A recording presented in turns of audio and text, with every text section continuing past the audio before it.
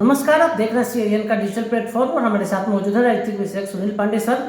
सचिन पायलट जी का अनशन और शरद पवार का कांग्रेस पर हमलावर होना, अरविंद केजरीवाल पर हमलावर होना, क्या कांग्रेस की जो रणनीति है उसकी हवा तो नहीं निकल जा रही है सर? दोनों हमारे दर्शक आपके दोनों विषय पर आपसे जानना चाहेंगे सर।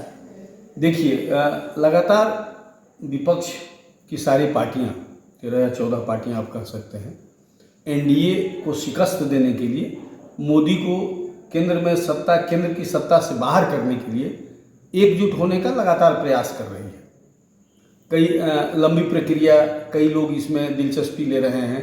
ये अलग बात है कि यूपीए की बात आप कर रहे हो या इनके एक गठबंधन की बात कर रहे हो, तो बात यहाँ ये उठ रही थी कि राहुल को प्रधानमंत्री का प्रत्याशी न मानते हुए आप एकजुट हों तो शायद सारी विपक्षी पार्टियां एकजुट हो सकती हैं। कांग्रेस की अपनी मजबूरी है, वो राहुल को छोड़ के किसी दूसरे नाम पर एक मत नहीं हो सकती है, या इसी शर्त पर सारी विपक्षी पार्टियों को एकजुट करना चाहती है। ये अलग मुद्दा है। इस पर अभी जो अडानी का मसला था उस पर सारी विपक्षी पार्टियां एकजुट होकर दिखी संसद के बाहर भी, और ये सुखद संकेत था। कांग्रेस को इसको कैश करना चाहिए था।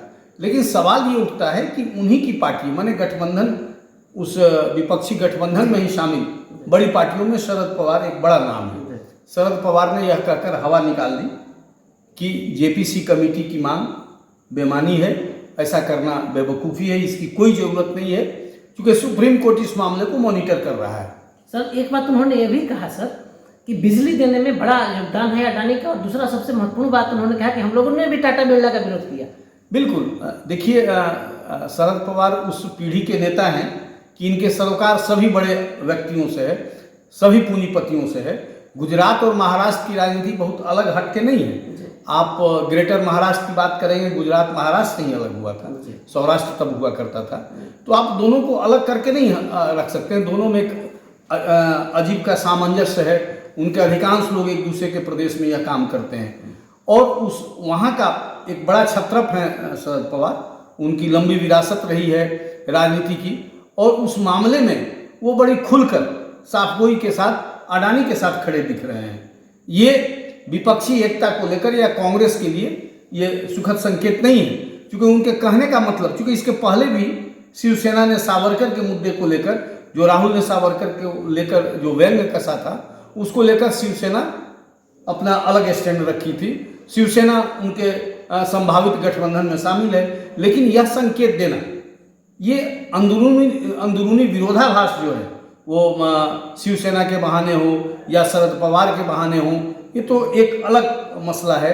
लेकिन आज जो आप खबर जानना चाह रहे थे, या कल मंगलवार को जो राजस्थान में, आज मंगलवार को राजस्थान में जो सचिन जी का जो अनशन है अपने ही पार्टी के खिलाफ, ये बहुत बड़ा मुख्यमंत्री के खिलाफ है। उनका आरोप दूसरा है कि जो पूर्व की बीजेपी की गवर्नमेंट थी उस दौरान जो भ्रष्टाचार हुआ, उस भ्रष्टाचार को सामने लाने में ये हमारी सरकार नाकाम रही। लिखे हैं वो, हाँ, लिखा है राहुल गांधी कई बार, क्योंकि उनका विरोध सरकार के प्रति कम, मुख्यमंत्री के प्रति ज़्यादा है। और सभी जानते हैं कि वो भी कभी मुख्यमंत्री के प्रत्याशी थे, फिर उप मुख्यमंत्री बने, फिर पार्टी से सरकार से बाहर आए, और लगातार अपनी ही सरकार पर वो ताबड़तोड़ प्रहार करते रहे हैं।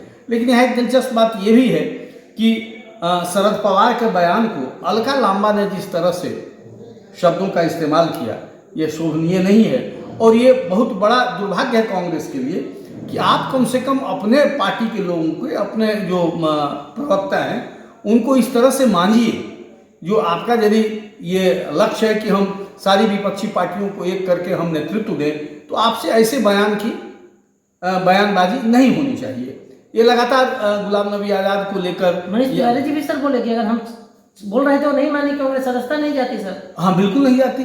तो ये तमाम चीज़ें हैं। तो कांग्रेस को बाहर से ज़्यादा चिंता अंदर की ओर होनी चाहिए, और अपने संगठन के स्तर पर या अपने पार्टी प्रवक्ताओं को किस तरह क्या बोलना चाहिए। क्योंकि आपका यदि लक्ष्य ये है कि हम एनडीए के खिलाफ एक गठबंधन तैयार करें, तो उसके लिए सारे तत्वों पर ध्यान रखना पड़ेगा। क्योंकि कई पार्टी हैं, कई कुनबे हैं, तो उनके अपने अपने प्रायोरिटी हैं।